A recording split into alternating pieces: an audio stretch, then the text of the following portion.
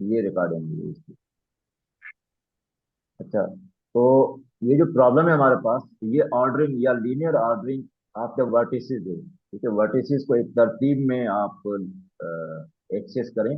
अब तरतीब में एक्सेस करने से मतलब क्या होता है कि कुछ जो वर्टिसेस होते हैं वो डिपेंडेंट होते हैं कि अगर उससे पहले वाला काम हो गया है तो फिर उसकी बारी आएगी।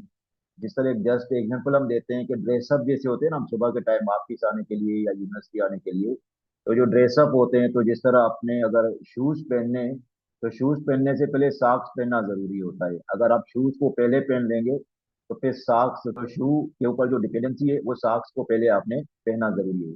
इसी तरीके से आपके पास अगर शर्ट पहनी आपने, तो शर्ट से पहले जो वेस्ट है वो पहन लेनी है आपने, या अगर टाई आपने लगानी है तो टाई लगाने से पहले डिपेंडेंसी जो है वो आपकी शर्ट पहनने की हो जाती है।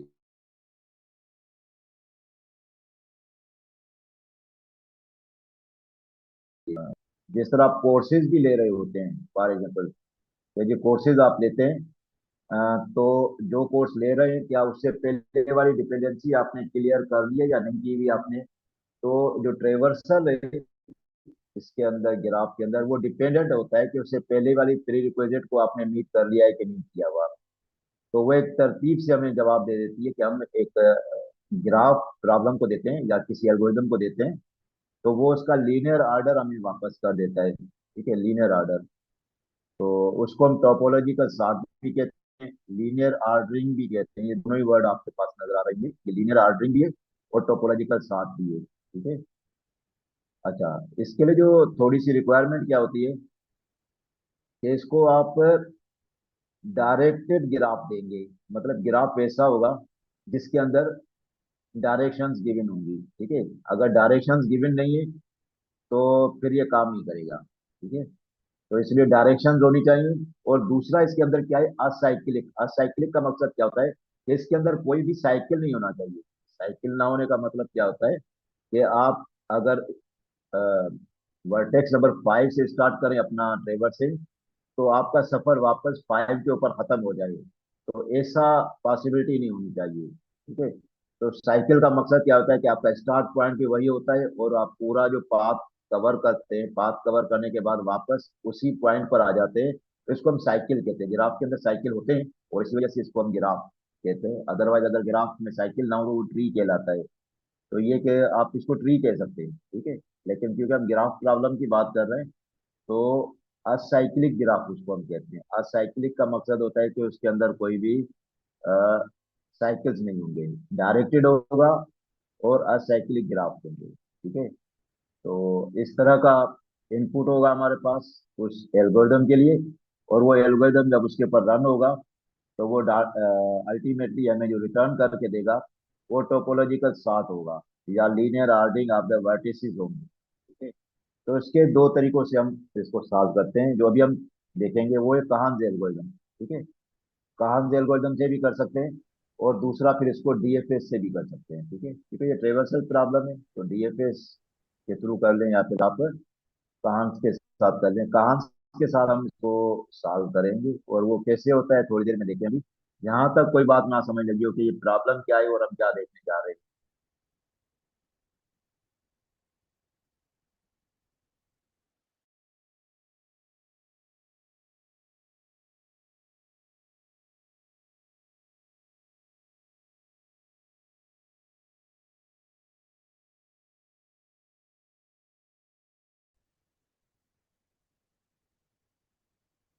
जी, कोई प्रॉब्लम नहीं किसी का।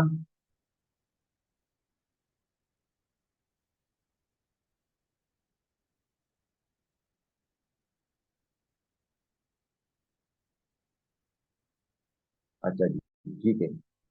तो कहान एल्गोरिदम को देखते हैं, कहान एल्गोरिदम क्या कहता है हमें भी।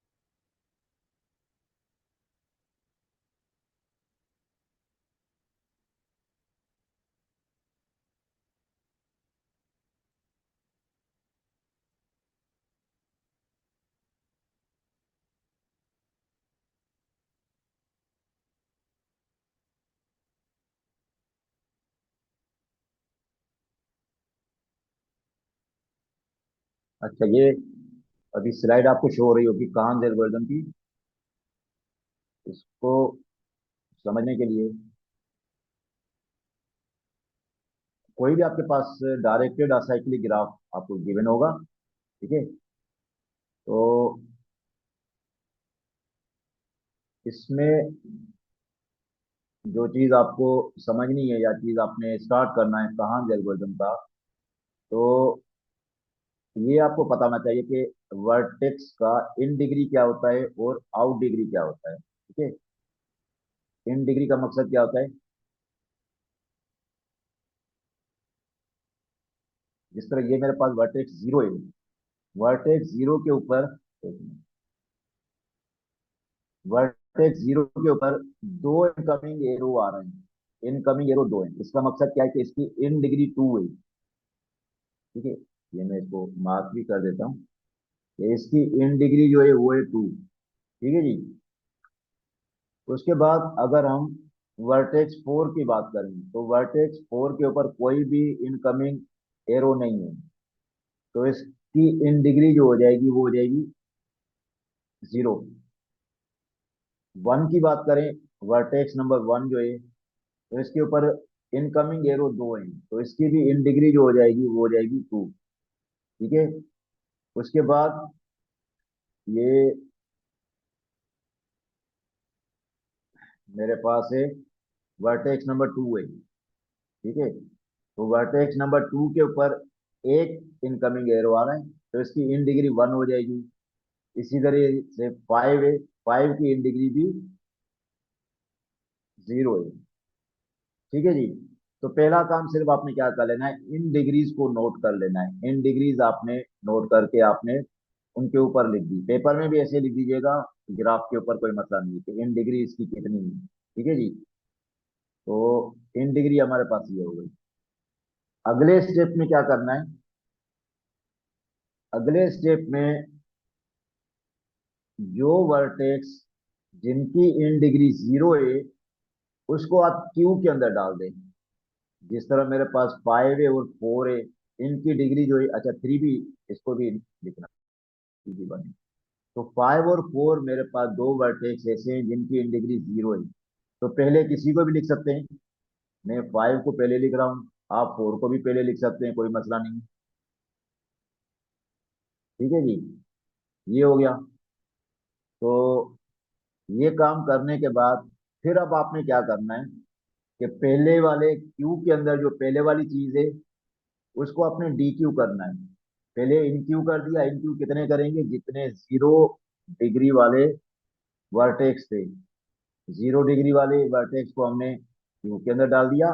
फिर डी क्यू करेंगे, तो अब डी क्यू जो हो रहा है वो हमारे पास कौन सा हो रहा है? फाइव। तो फाइव इसके अंदर नहीं है अभी, ये डी क्यू हो चुका है, ठीक है जी। ये काम कर दिया D Q operation. D Q के बाद फिर आपने क्या करना है कि अब ये देखें कि जब फाइव को मैंने डी क्यू कर दिया तो फाइव के जो एरोज जा रहे थे, जिन जिन डेस्टिनेशन के पास जा रहे थे, जिस तरह एक एरो जा रहा था जीरो पे, एक एरो जा रहा था टू के ऊपर, तो जो डेस्टिनेशन है उनकी इन डिग्री को माइनस वन करना है। इसको भी माइनस वन कर दिया और इसको भी माइनस वन कर दिया, ठीक है जी। दोबारा सुन ले कि जो आपने शुरू में इन डिग्रीज लिखे थे उनमें से अगर कोई जीरो इन डिग्री वाले वर्टेक्स है तो उनको क्यू के अंदर डाल दें। तो क्यू के अंदर एक तरतीब से हम डाल देते हैं, फर्स्ट इन फर्स्ट आउट वाले कॉन्सेप्ट के ऊपर। तो जो पहले इन हुआ था उसको आप डी क्यू कर देंगे। फाइव को मैंने डी क्यू कर दिया। उसके बाद फिर देखना है कि फाइव के आउट गोइंग एरोस किस किस डेस्टिनेशन पे जा रहे थे। जिस डेस्टिनेशन पे जा रहे थे उनकी इन डिग्री को -1 कर दें। तो 2 - 1 ये 1 हो जाएगा, 1 - 1 ये 0 हो जाएगा। ठीक है। तो ये जब आपने डेस्टिनेशन को डिक्रीमेंट कर दिया, तो उसके बाद अब ये देखना है कि इस डिक्रीमेंट करने के बाद किसी वर्टेक्स की इन डिग्री 0 हो गई है, इसकी इन डिग्री 0 नहीं हुई, क्योंकि 2 - 1 का जवाब 1 है। लेकिन 1 - 1 का जवाब 0 हो गया, तो इसकी इन डिग्री 0 हो गई। तो अब क्या करना है, इस वर्टेक्स को भी आपने क्यू के अंदर डाल देना है। तो अब मेरे पास क्यू में कौन आ जाएगा, ये आ गया। ठीक है जी, ठीक। अच्छा, ये हो गया काम। उसके बाद फिर दोबारा क्यू को देखेंगे। क्यू को बार बार देखते रहना है कि क्यू जब तक खाली नहीं हो जाती। क्यू खाली नहीं है अभी हमारे पास, तो अब हम डी क्यू करेंगे। डी क्यू ऑपरेशन कर रहे हैं तो 4 बाहर हो जाएगा। ये आ गया डी क्यू। ठीक है जी। तो जब डी क्यू अब हमने किया, तो फिर दोबारा वही स्टेप करने हैं कि जब 4 को आपने रिमूव किया, तो 4 के जो डेस्टिनेशन वर्टेक्स थे उनको डिक्रीमेंट बाय 1 कर दें। तो इसको मैंने डिक्रीमेंट बाय 1 कर दिया, और इसको भी डिक्रीमेंट बाय 1 कर दिया। ठीक है जी। तो इस डिक्रीमेंट करने के नतीजे में जो डेस्टिनेशन वर्टेक्स है, अगर उनकी इन डिग्री 0 हो जाए तो क्यू के अंदर डाल दें। अब ये वाला जो वर्टेक्स है इसकी इन डिग्री 0 हो गई है, तो इसको मैं क्यू के अंदर डाल दूंगा। ठीक है जी। और ये जो वर्टेक्स है 2 - 1, इसकी इन डिग्री 0 नहीं। तो ये हो गया मेरे पास। अच्छा, अब दोबारा ये क्यू को चेक किया जाएगा, क्या क्यू एम्प्टी है? एम्प्टी नहीं है। तो अब फिर हम डी क्यू ऑपरेशन करेंगे। डी क्यू ऑपरेशन का मकसद क्या है कि 2 को निकालेंगे यहाँ से। 2 को निकाल दिया, ये डी क्यू हो गया। ठीक है। अच्छा, डी क्यू होने के बाद जो रिमूव किया है नोड, या 2 को रिमूव किया है हमने क्यू में से, तो इसके जो डेस्टिनेशन है उसको आप डिक्रीमेंट करेंगे। तो इसको डिक्रीमेंट कर रहे हैं, 1 - 1 हो गया। ठीक है। अच्छा, इस डिक्रीमेंट करने के नतीजे में अगर डेस्टिनेशन नोड के जो इन डिग्री 0 हो जाए तो उसको क्यू के अंदर डाल दें। तो ये मेरे पास क्या हो गया, क्यू के अंदर आ गया। ठीक है, और तो इसका कोई डेस्टिनेशन है ही नहीं। अच्छा, तो ये खत्म हो गया। तो अब फिर दोबारा क्यू को देखेंगे, क्या क्यू एम्प्टी है? क्यू अभी भी एम्प्टी नहीं है। तो फिर हम डी क्यू ऑपरेशन करेंगे। डी क्यू ऑपरेशन हो गया, तो ये मेरे पास क्या है, ये 0 बाहर आ गया। अच्छा, 0 बाहर आ गया। तो अब हम देखते हैं कि 0 से कोई भी एरो बाहर नहीं जा रहा, तो इसका मकसद क्या है कि इसका कोई डेस्टिनेशन अफेक्ट नहीं होगा। मतलब कोई भी डेस्टिनेशन के ऊपर फर्क नहीं पड़ेगा, क्योंकि डेस्टिनेशन इसका कोई भी है ही नहीं। ठीक हो गया, कोई बात नहीं। अच्छा, फिर हम आ गए क्यू के ऊपर, कि क्यू एम्प्टी है? क्यू एम्प्टी अभी भी नहीं। तो फिर हम डी क्यू ऑपरेशन परफॉर्म करेंगे। डी क्यू ऑपरेशन परफॉर्म करेंगे 3 के ऊपर। 3 आ गया बाहर। ठीक है जी। 3 आ गया, तो 3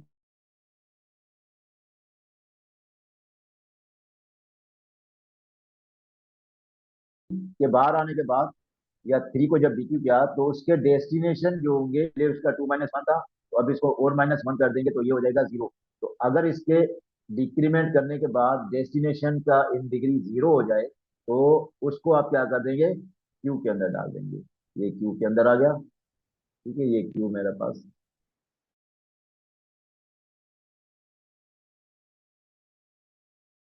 खत्म हो गया। अच्छा, फिर दोबारा देखें मिनट अपने, इसको आप डीक्यू परफॉर्म करें। ये डीक्यू हो गया, और ये मैंने यहाँ लिख दिया। तो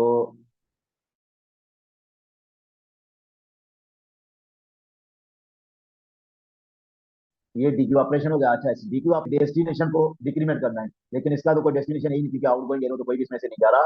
तो फिर दोबारा क्यू को देखा जाएगा कि क्यू एम्प्टी है या नहीं। क्यू में अब कोई भी एलिमेंट मौजूद नहीं है, तो क्यू एम्प्टी है, और ये कहानी एल्गोरिथम क्या हो जाएगा, स्टॉप हो जाएगा। तो अब इसका रिजल्ट क्या होगा, उसको लिखना कैसे, ये इसका ट्रेवर्स आर्डर है। ठीक है, ट्रेवर्स आर्डर हम इसको यूं लिख देते हैं, इसको डाउनवर्ड एरो बता देते हैं। कि जी पहले 5 को ट्रेवर्स करना है, फिर 4 को, फिर 2 को, फिर 0 को, फिर 3 को, और आखिर में जो आप ट्रेवर्स करेंगे वो आपका 1 हो जाएगा। ठीक है, एक तरीके का यूं है लिखने का, या फिर यूं भी लिख सकते हैं कि 5 को पहले ट्रेवर्स करना है, फिर 4 की बारी आएगी, 4 को ट्रेवर्स करेंगे आप। ठीक है, 4 के बाद 2 की बारी आएगी, 2 के बाद 0, 0 के बाद 3, और 3 के बाद 1। तो ये अभी आपका इस गिवन ग्राफ का ट्रेवर्स ऑर्डर है डिपेंडेंसी के हिसाब से, कि 4 जो है 4 डिपेंडेंट है 5 के ऊपर, इसी तरीके से 2 जो है 2 डिपेंडेंट है 4 के ऊपर, और 0 डिपेंडेंट है 2 के ऊपर, 3 डिपेंडेंट है 0 के ऊपर, और 1 डिपेंडेंट है 3 के ऊपर। तो ये डिपेंडेंसी ग्राफ भी आप कह सकते हैं, डिपेंडेंसी प्रॉब्लम भी आप कह सकते हैं जिसको सॉल्व कर रहे हैं, या फिर कहानी एल्गोरिथम की वर्किंग भी कह सकते हैं। तो गिवन ग्राफ को आपने इस तरतीब से ट्रेवर्स किया, लेकिन हम बार बार क्या करते जा रहे हैं, उसके इन डिग्रीज को कैलकुलेट करते जा रहे हैं, कि जो भी इन डिग्री है उसको सामने रखा, और उसके बाद फिर उसको हम सॉल्व करते गए। जी यहां तक कोई सवाल हो?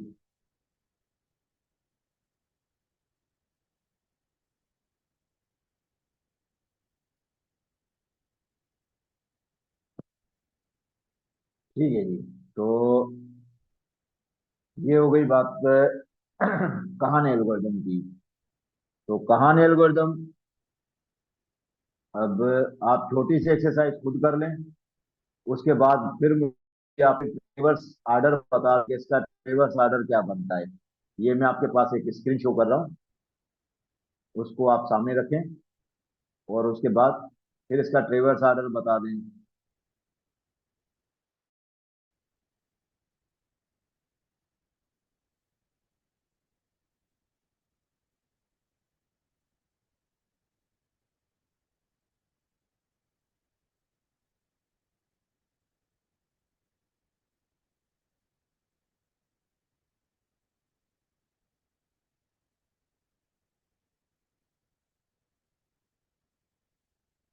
अच्छा जी, ये आपके पास स्क्रीन शो हो रही होगी।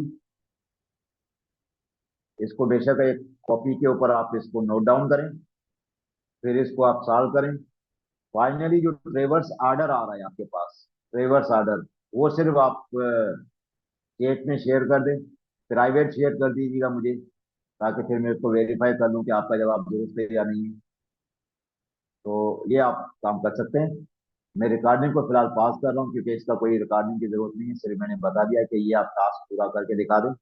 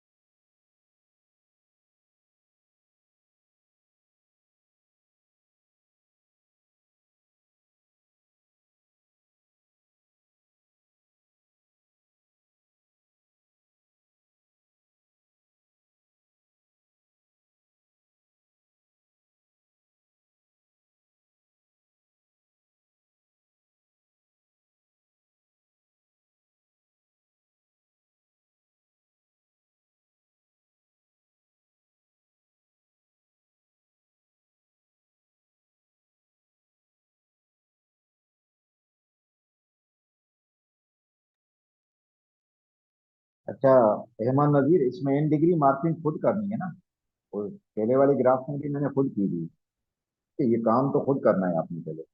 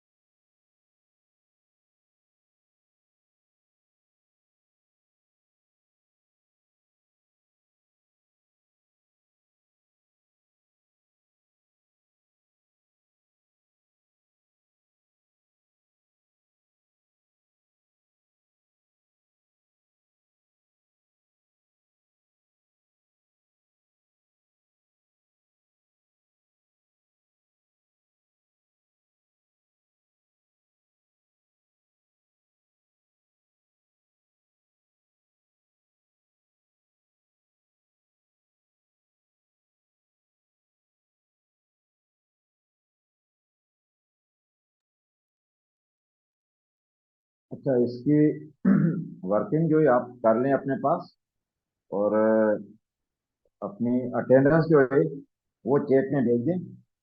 ठीक है। उसके बाद फिर मीटिंग को मैं ऑफ करता हूँ। फिर दोबारा हम ज्वाइन करेंगे 10:20 पे। ठीक है, 10:20 पे ज्वाइन कर लेंगे।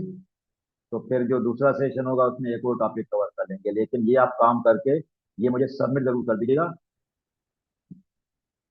ठीक है।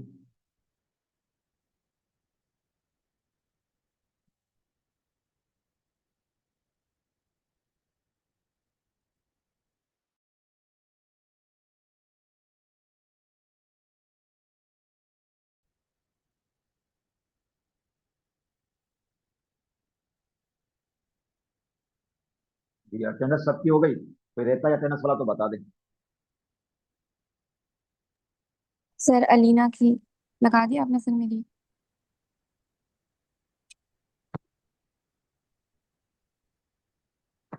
शहरियार मी लिखने की जगह पर इसमें पूरा लिख देते कि जी मोहम्मद शहरियार। ठीक है, अब सही है, शुक्रिया।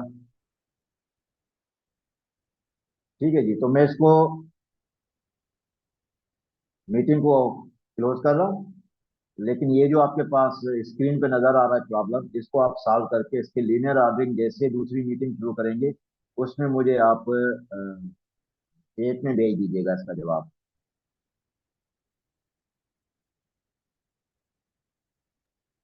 सर मेरी अटेंडेंस लगा दी आपने? अटेंडेंस आपने भेजी थी? जी सर, अलीना।